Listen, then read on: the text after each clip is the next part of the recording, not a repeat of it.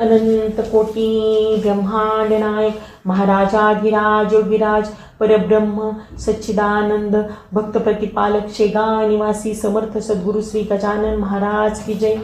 हा अनुभव आहे पुण्यावरून श्रीमती वैशाली विलास फाटक या ताईंचा। ताई म्हणतात, मार्गदर्शक सद्गुरू जय गजानन।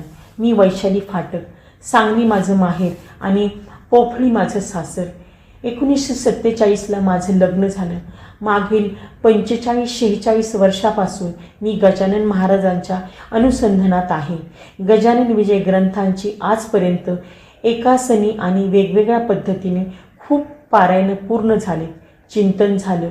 आता मनातून पटायला लागलं आहे की सद्गुरूवर श्रद्धा ठेवून राहा, ते तुम्हाला मार्गावरून ढळू देणार नाहीत, तुमच्या मनोकामना पूर्ण करतील आणि दुःख वाट्याला आलंच तर ते भोगण्याची शक्ती तुम्हाला प्रदान करतील। अशा तीनही बाबतीतील अनुभव माझ्या जीवनात वाट्याला आले। जीवनात सुखदुःखाचं मिश्रण असायचंच। 1995 साली माझ्या मोठ्या मुलाचं डिप्लोमाच्या शेवटच्या वर्षाला असताना अपघाती निधन झालं। मी पूर्ण हालून गेले। हळवं मन आतून बाहेरून रडायचं। गजानन महाराजांना मी उभं राहण्याची शक्ती मागत होते। माझ्या काही मैत्रिणी मला म्हणू लागल्या, अगं तू कुणाला गुरु कर, मनाला आधार मिळेल। पण मला ते पटत नव्हतं। मी म्हणायची, गजानन महाराज आहेत तेच माझे गुरु। एका मैत्रिणीने खूप आग्रह धरला की चिपळूणला एक जण आहे, ते तुम्हाला हवा तोच गुरुमंत्र देतात। ते ऐकून मला हसायला आलं, पण सगळ्याच म्हणू लागल्या की या गुरुपौर्णिमेला तू तिथे जा। मी भांबवल्यासारखं होऊन तिला हो म्हटलं आणि साधारण 1 तासाभरात मला काहीतरी वेगळं वाटायला लागलं। एक पिवळं कापड, त्यावर साधारण मुठभर लांबीची चिलीम, गंधाचे ओढलेले पट्टे, त्यावर हळदी कुंकवाची बोटं, असं दृश्य एकसारखं नजरेसमोर यायला लागलं। मला अन्य काही दिसेना सुचेना। यात बराच वेळ गेला आणि मला पुंडलिक भोकरे आणि भागी ठाकरेंची गोष्ट आठवली। मी लगेच महाराजांच्या फोटोसमोर हात जोडून उभी झाली। म्हटलं, हा मी संकेत समजते, मी कुठेही जाणार नाही, तुम्हीच माझे गुरु, तुमचे चरण हेच माझे श्रद्धास्थान। माझी प्रार्थना झाली आणि अक्षरशः क्षणातच ते दृश्य नजरेसमोरून बाजूला झालं आणि मी नॉर्मल झाले। सद्गुरूंनी मार्गावर सांभाळून ठेवलं। माझ्या लग्नाला जेमतेम 1 महिना झाला होता। एके रात्री यांना अचानक उलट्या आणि जुलाब सुरू झाले। ते काही केल्या थांबेना। कमालीचा अशक्तपणा येऊन यांना दवाखान्यात भरती करावं लागलं। सलाईन लावावं लागलं। डॉक्टरांना सहजी निदान होईना। डॉक्टर म्हणाले, बाकी कॉम्प्लिकेशन्स झाली नाही म्हणजे मिळवलं। पाहू, गॉड इज ग्रेट। मग काय, माझा गॉड एकच। मी महाराजांना म्हटलं, संध्याकाळपर्यंत यांना घरी येऊ दे, मी गजानन विजयांची 21 पारायण करेन। डॉक्टरांना निदान होऊन औषध लागू पडलं आणि ह्यांना संध्याकाळी डिस्चार्ज मिळाला। यांच्यावर आलेले गडांतर टळलं होतं। मी एकट्यात विचार करीत असते तेव्हा मला कधी कधी वाटतं, गजानन महाराजांच्या चरणाशी किती विविध प्रकारच्या मागण्या घेऊन भक्त येत असतात। महाराजांना सगळ्यांच्याकडेच लक्ष द्यावं लागतं। मी एकदा महाराजांना एक विचित्र मागणी केली। कदाचित असं कुणीही मागितलं नसेल, अगदी आगळीवेगळी मागणी। मला 5 नंदा होत्या आणि 1 दीर होता।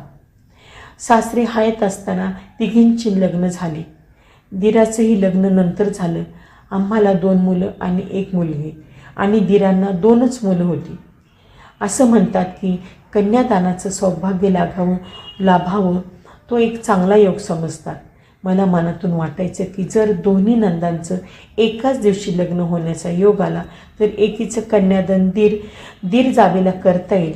मी तशी इच्छा कुटुंबात व्यक्तही करून दाखवली। मुळातच लग्न ठरणं महत्त्वाचा टप्पा, तेच सहजासहजी शक्य नाही। त्यात एकदम 2 लग्न आणि तेही एकाच दिवशी। मला सर्वांनी वेडात काढलं। मी म्हणायची, साह्य होतो जगजेठी हेतू शुद्ध असल्यावर। मी गजानन महाराजांना रोज तशी प्रार्थना करायची। म्हणायची, यात माझा काही स्वार्थ नाही, मी त्यांच्यासाठी अशी इच्छा धरून आहे। महाराजांनी माझी मनोकामना पूर्ण केली। 27 जुलै 1987 रोजी माझ्या दोन्ही नंदांचं लग्न एकाच तारखेला, एकाच वेळी, एकाच ठिकाणी गजानन महाराजांच्या कृपेने व्यवस्थित पार पडलं. आणि त्यात एकीचं कन्यादान आम्ही केलं आणि एकीचं कन्यादान दीर जावेनी केलं. आणि त्या दिवसापासून माझ्या जावेची महाराजांच्यावर श्रद्धा दृढ झाली. माझ्या मनातील अनेक इच्छा महाराजांनी वेळोवेळी पूर्ण केल्या. अगदी मनोवांछित अपत्यप्राप्तीपासून तर ह्यांची नोकरी परमनंट होईपर्यंत मीही अनेक वेळा महाराजांच्या चरणी 21 पारायण रूपी दुर्वांची जोडी अर्पण केली. आणि हे सर्व होत असताना माझ्या नकळत महाराज माझ्यासमोर माझ्या मनावर संस्कार करते झाले. कदाचित पुढे मला मोठ्या संकटांना सामोरं जायचं आहे म्हणून की काय, 2008च्या सुमारास एक वाक्य राहून राहून माझ्या मनात घोळायला लागलं. देवा, जशी तुझी इच्छा त्यातच माझं भलं. मग हळूहळू मनातून काही मागू नये असं वाटायला लागलं. मे 2008मधील ती घटना.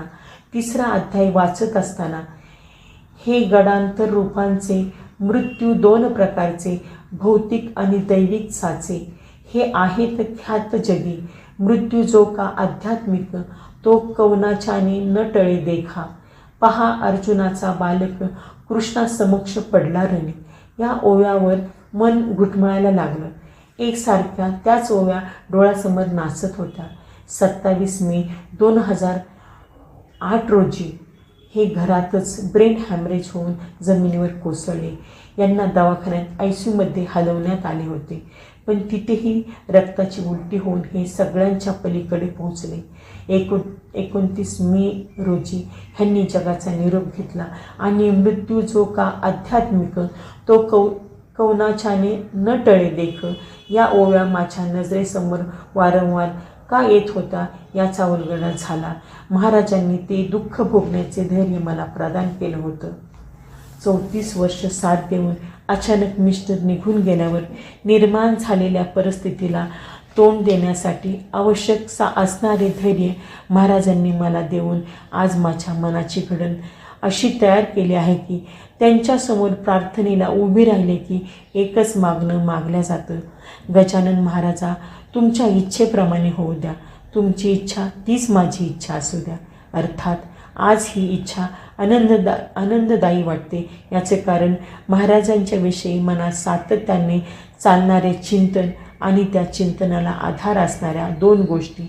एक म्हणजे गजानन विजय ग्रंथाचे पारायण आणि 2 महाराजांच्या मनात सतत सुरू असणारा जप, श्री गजानन जय गजानन, श्री गजानन जय गजानन.